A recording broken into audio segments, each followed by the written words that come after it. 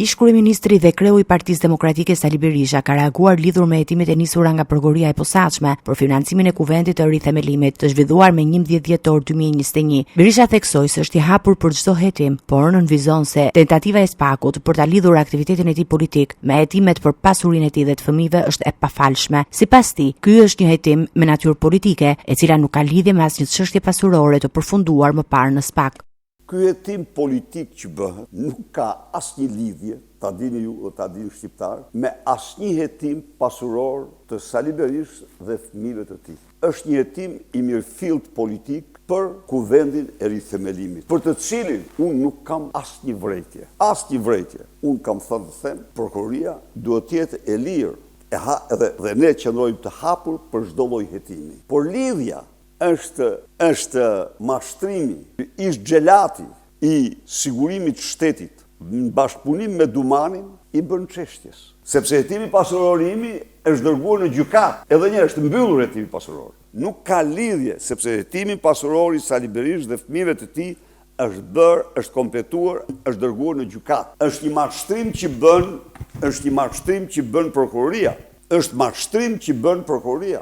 Ish kryeministri dhe kreu i Partisë Demokratike Sali Berisha ka reaguar lidhur me hetimet e nisura nga prokuroria e posaçme për financimin e kuvendit të rithemelimit të zhvilluar me 11 dhjetor 2021. Berisha theksoi se është i hapur për çdo hetim, por nënvizon se tentativa e SPAK-ut për ta lidhur aktivitetin e tij politik me hetimet për pasurinë e tij dhe të fëmijëve është e pafalshme. Sipas tij, ky është një hetim me natyrë politike, e cila nuk ka lidhje me asnjë çështje pasurore të përfunduar më parë në SPAK.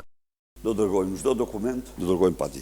Ne kemi dërguar, pavarësisht se për një kohë të gjatë, Dumani ka konservuar ato dhe ka bërë çdo gjë që të mos përfillen. Por paditë tona janë absolutisht të bazuara katërcipërisht në ligj dhe të pakundërshtueshme. Troplana apo durana e famshme e Edi Ramës është identike.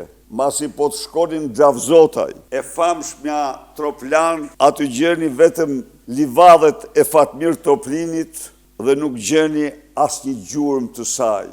Berisha paralajmëroi se Partia Demokratike do të depozitojë kallëzimin penal në SPAK lidhur me projektin ekologjik Durana Park. Sipas tij, pas këtij skandali qëndroi një skem korruptive i qeverisë, ku përmes kompanisë ICTA janë përfituar miliona euro në pretekstin e ligjit. Partia Demokratike zbuloi se qasja në tenderat për projektin kryhej përmes shoqatës Ermal Beqirit, ndërsa shpërndarja e fondeve bëhej sipas shkallës së pagesës duke favorizuar kompanitë caktuara.